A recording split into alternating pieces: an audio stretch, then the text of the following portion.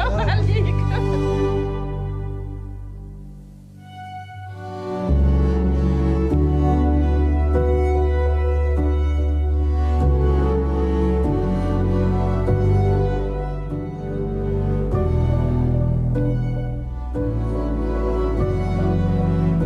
Mili Mili, Streams, c'est une plongée dans un certain Tunis, au fond d'une réalité violente de votre pays, la Tunisie, que vous racontez dans ce film qui tient en haleine, Streams.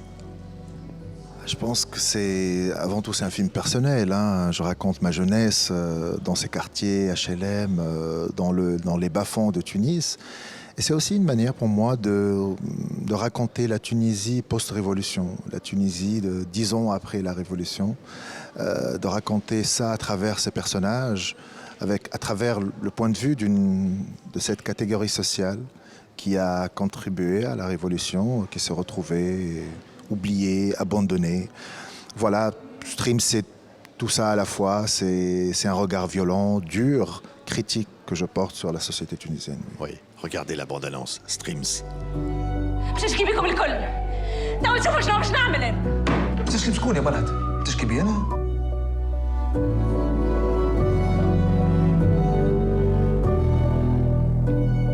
هذه ناس مخطرة. بندية راه.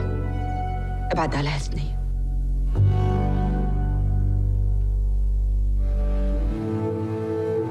On voit, c'est âpre.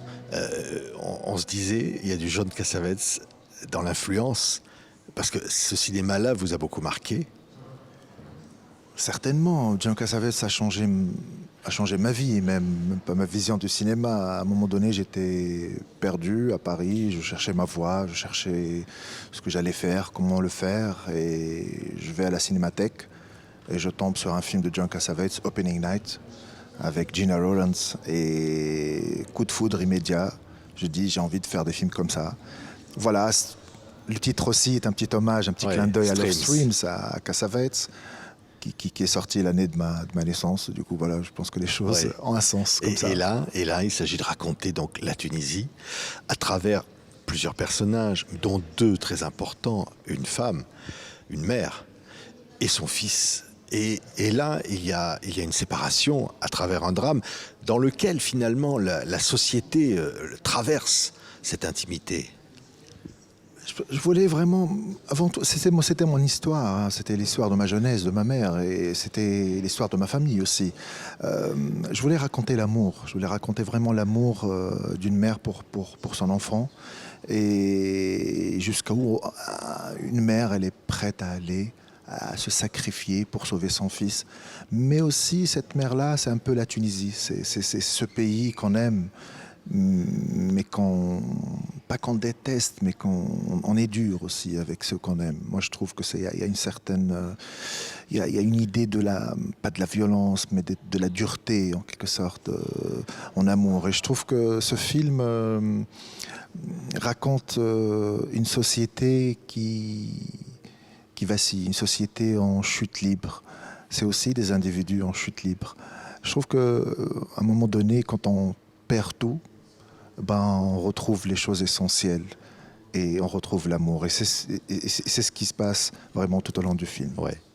Oui, un garçon qui veut être gardien de but, promis un bel avenir dans le foot, l'amour de sa mère, et cette femme va être accusée de quoi? De prostitution, faussement par un homme. Et c'est elle qui va être mise au pilori. Malheureusement, ça se passe comme ça chez nous. C'est les victimes d'harcèlement sexuel, de viol, sont souvent elles accusées. C'est elles qui sont accusées par le régime policier, le système policier qui est toujours corrompu, il faut le dire. Ça, c'est une vérité. Ça, les Tunisiens le savent très très bien. Elle subit l'acte, elle subit l'harcèlement, le viol même, et c'est elle qu'on met en prison. Mais dans le film, je ne voulais pas montrer la prison, je voulais montrer que la société est quand même là, est la véritable prison. C'est sa famille, c'est la religion, c'est ce système-là.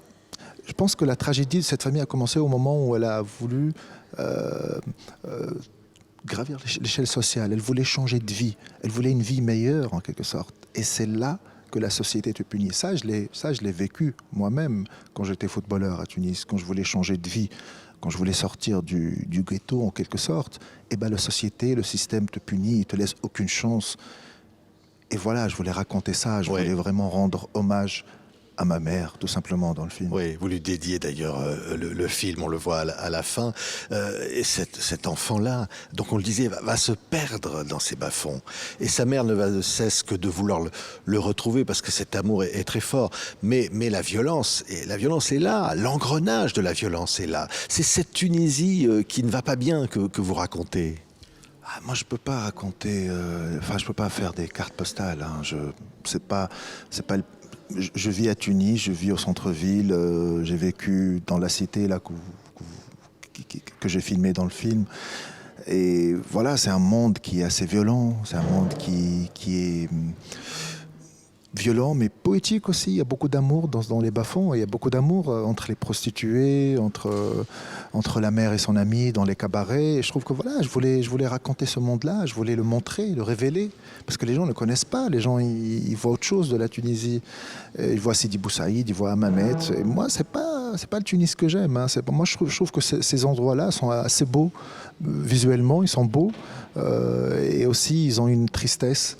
Ils ont de l'humanité en fait. Voilà, et c'est le cinéma que j'aime faire. Oui, ça s'appelle Streams, présenté au Festival international du film francophone de Namur. Vous réalisez une série sur Bourguiba avec des comédiens. Et là, vous allez encore plus loin pour raconter l'histoire de votre pays. Et au fond, de dire d'où il vient et peut-être où il va. Je pense que c'est important à ce moment-là de revisiter l'histoire, surtout qu'un jeune issu d'une cité HLM comme moi, qui a fait ses études en Tunisie, puis en France, c'est lui qui fasse un film ou une série sur Bourguiba, pas le milieu officiel un peu de la culture, du cinéma en Tunisie. Je trouve ça c'est intéressant parce qu'il y a beaucoup de jeunes comme moi et qui ont envie pas de guider, mais de montrer aux gens la véritable histoire de ce pays qui est très belle, qui est très tourmentée, très violente. Et puis je pense que Bourguiba est un personnage avant tout très shakespearien. Hein. C'est le rêve de tout réalisateur de faire un film ou une série sur la montée, sur le rise and fall en quelque sorte d'un grand homme, hein, avec une vision très intéressante de la vie tout court. Hein. C'était qui peut inspirer pour aujourd'hui ou pour demain. Oui, je pense qu'on en a besoin. Vu ce qui se passe en Tunisie maintenant, on a besoin d'une vision. Je ne sais pas si le président actuel a une vision. On a l'impression qu'il a une petite vision de ce que pourrait être la Tunisie. Mais je pense que Bourguiba, quand même, était un grand homme qui a mal fini, qui est mort tout seul, qui n'a pas eu droit à un hommage, un dernier hommage. Ben Ali lui a volé ça, lui a volé ce moment-là. Mais j'espère, avec cette série-là, qu'on arrive à réveiller les vieux démons, parce qu'on en a besoin pour continuer la marche vers un pays d'institutions, vers des libertés. Voilà, il faut continuer et toujours se battre pour ça.